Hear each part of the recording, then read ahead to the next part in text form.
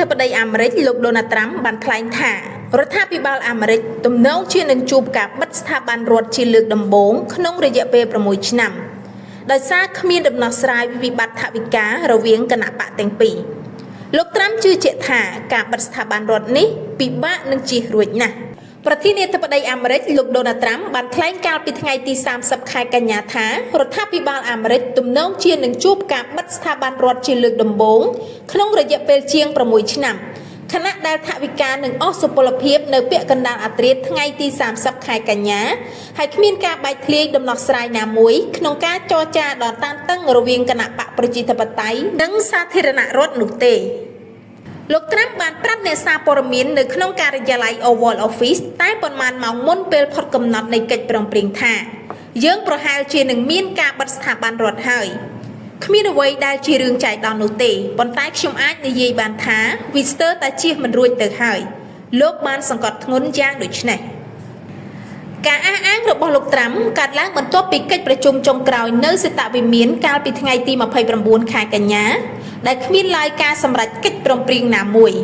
លោក Chuck Schumer មេដឹកនាំសំខាន់នៃគណៈបកប្រជាធិបតេយ្យនៅព្រឹទ្ធសភាបាននិយាយថាមានគម្លាតគ្នាឆ្ងាយរវាងភាគីទាំងពីរក្រៅតែពីកិច្ចប្រជុំឥតមានលទ្ធផលអ្វីលោកហាក់គីម ឆេគូ ជេហ្វរីមេធាវីជនជាតិអាមេរិកនិងជាមេដឹកនាំជនជាតិដើមភាគតិចក្នុងសភាបានប្រើប្រាស់ពាក្យសម្ដីអសុរោះឲ្យលោកត្រាំពាក់ព័ន្ធនឹងវីដេអូ AI ដែលមានលក្ខណៈរើសអើងពូជសាសន៍និងប្រឌិត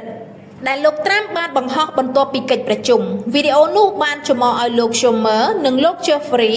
ដោយបង្ហាញមិនពិតថាពួកគេបានប្រកាសផែនការទាក់ទាញជនអន្តោប្រវេសន៍ខុសច្បាប់ជាមួយនឹងអត្ថប្រយោជន៍ខណៈពេលដែលលោក Jeffrey ពាក់មួក sombrero និងពុកមាត់ក្រាស់អមដោយបទចម្រៀងនៅក្នុងសន្និសីទសារព័ត៌មាននៅថ្ងៃទី30ខែកញ្ញាលោកហាក់គីម ឆេកូ ជេហ្វរីបាននិយាយថាលោកប្រធានាធិបតីបើលោកមានអ្វីចង់និយាយពីខ្ញុំសូមកុំប្រើវីដេអូ AI បែបប្រកាន់ពូជសាសន៍និងคล้ายៗដើម្បីបិទបាំងការពិតសូមលោកកុំលាក់ខ្លួនពីក្រោយ AI ទៀតដោយឡែកលោកត្រាំវិញបានបន្ទោសគណៈបកប្រជាធិបតេយ្យចំពោះការជាប់គៀងនៃការចរចាហើយបានគំរាមដាក់ទណ្ឌកម្មគណៈបកនិងអ្នកបោះឆ្នោតរបស់ពួកគេក្នុងអំឡុងពេលនៃការផ្អាកណាមួយ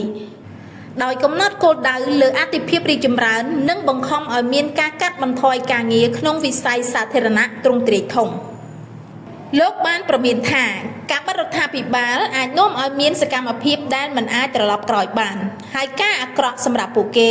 ដូចជាការកាត់បន្ថយបុគ្គលិករាប់ម៉ឺននាក់និងលុបបំបាត់សេវាដែលពួកគេពេញចិត្តជាដើមគូបញ្ជាក់ផងដែរថាចលនានេះនឹងបន្ថែមការឈឺចាប់ដល់បុគ្គលិករដ្ឋាភិបាលបន្ទាប់ពីការបណ្តេញចេញទ្រង់ទ្រាយធំដែលរៀបចំដោយនាយកដ្ឋានប្រសិទ្ធភាពរដ្ឋាភិបាលរបស់មហាសេដ្ឋី Elon Musk កាលពីដើមឆ្នាំ2025គណៈបកប្រជាធិបតេយ្យដែលជាជនជាតិដើមភាគតិចនៅក្នុងសភាទាំងពីរបាននឹងកំពុងស្វែងរកការប្រើប្រាស់ឥទ្ធិពលដល់កម្រលើរដ្ឋាភិបាលសហព័ន្ធបន្ទាប់ពីលោកដូណាល់ត្រាំឡើងកាន់អំណាចជាប្រធានាធិបតីអាណត្តិទី2បាន8ខែដែលបានឃើញទីភ្នាក់ងាររដ្ឋាភិបាលទាំងមូលត្រូវរុះរើ